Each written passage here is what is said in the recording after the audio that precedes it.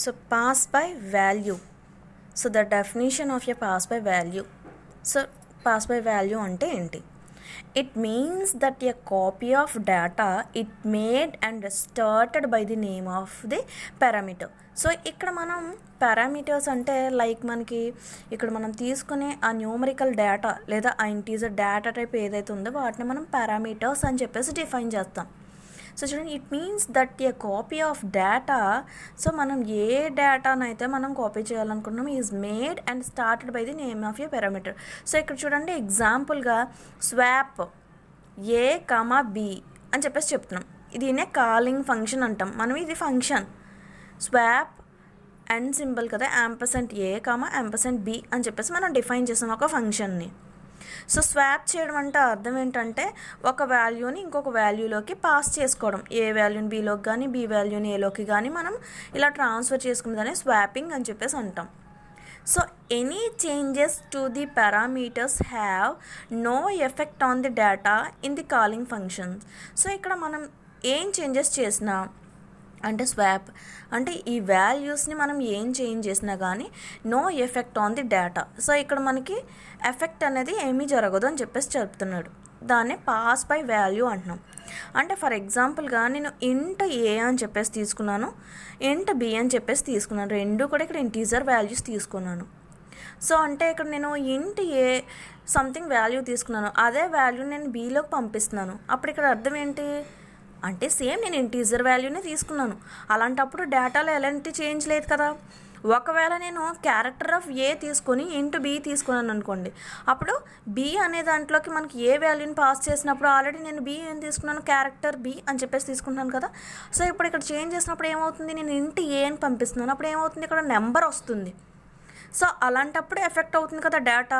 So అలా కాకుండా pass by value అంటే ఏంటంటే any changes to the parameters have no effect on the data in the calling function. అంటే రెండు వేరియబుల్స్కి కూడా నేను సేమ్ డేటా టైప్స్ని తీసుకుంటున్నాను. సో అదే మనకి పాస్ బై వాల్యూ అని చెప్పేసి అంటున్నాం. సో ఇక్కడ వైడ్ స్వాప్ ఇంట్ స్టార్ ఎక్స్ ఇంట్ స్టార్ వై అంటే ఏ ప్లేస్లో ఎక్స్ని బి ప్లేస్లో వైని తీసుకుంటాం. దీన్ని కాల్డ్ ఫంక్షన్ అని చెప్పేసి అంటున్నాం.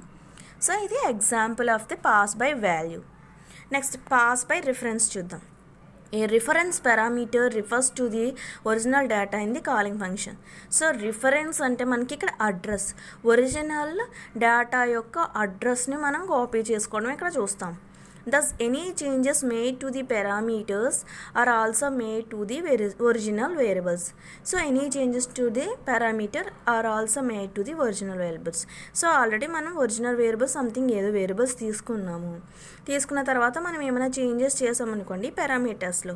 సో ఒరిజినల్ వేరియబుల్ యొక్క డేటా కూడా మనకి సేమ్ అంటే వాల్యూ అనేది చేంజ్ అవుతుంది కానీ ఆ తీసుకున్న డేటా టైప్ మాత్రం సేమ్ అదే ఉంటుంది. సో వాటికి మళ్ళీ మనం ఏం చేస్తాం, మెమొరీ అనేది అలొకేట్ చేస్తాం, అంటే అడ్రస్ అనేది అలొకేట్ చేస్తామని చెప్తున్నాడు. సో రెండింటికి సేమ్ ఇంచుమించు ఒకటే మనకి ఎగ్జాంపుల్ని చూపిస్తాము. ఇక్కడేమో వాల్యూ అని చెప్పేసి చెప్తాం, ఇక్కడేమో అడ్రస్ అని చెప్పేసి చెప్తాం. ఇదే call by value and call by reference.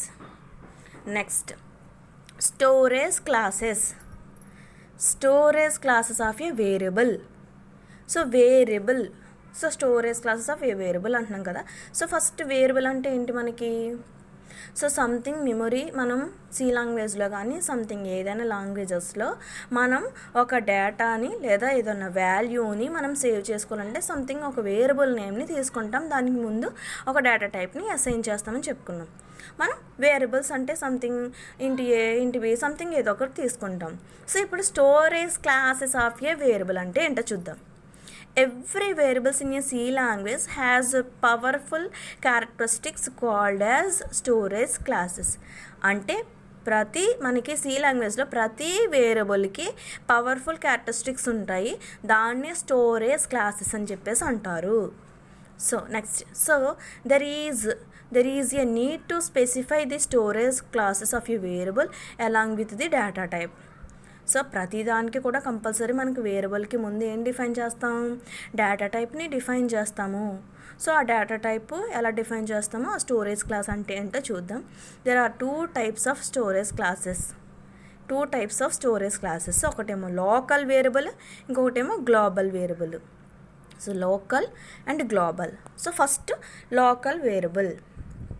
The local variable will be visible to the function in which it is declared but not to the others. So local అంటే మనకి మామూలుగా లోకల్ అంటే మీనింగ్ ఏంటి, limited areas. So local అంటే limited ఏరియాస్కి మాత్రమే work out అవుతుంది, remaining వాటికి పబ్లిక్గా యూస్ చేసుకునే పాసిబిలిటీ ఉండదు. లైక్ ప్రైవేట్ అనుకుందాం, లోకల్ అంటే లిమిటెడ్ అంటే ప్రైవేట్ అనుకుందాం. So the local variable will be visible to the function. With in the ఫంక్షన్లో యూస్ చేసే వేరియబుల్ని మనం లోకల్ వేరియబుల్ అని చెప్పేసి కాల్ చేస్తాం. సో చూడండి ఇక్కడ స్వాప్ ఏ కమా బి అంటున్నాం కదా, ఇది ఒక ఫంక్షన్. సో ఇది మనం ఎక్కడ యూస్ చేస్తున్నాం, స్వాప్ అనే ఫంక్షన్లో మనం ఏ కమా బి అనే వేరియబుల్స్ని యూస్ చేస్తున్నాం ఏంటి అని చెప్పేసి, దీన్నే మనం లోకల్ వేరియబుల్ అని చెప్పేసి కూడా చెప్పుకోవచ్చు. సో చూడండి next, it is declared inside the function. మనం తీసుకునే ఫంక్షన్ విత్ ఇన్ అండర్లో మాత్రమే మనం ఈ లోకల్ వేరియబుల్ని డిఫైన్ చేస్తాం.